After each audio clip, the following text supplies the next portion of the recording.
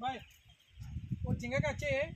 हाँ अच्छा अच्छा अच्छा आ रहा। वो झींगा का अच्छे है, वो साइज वगैरह से ना वो दर में था, वो दर में बस आपको मैं बोलता हूँ।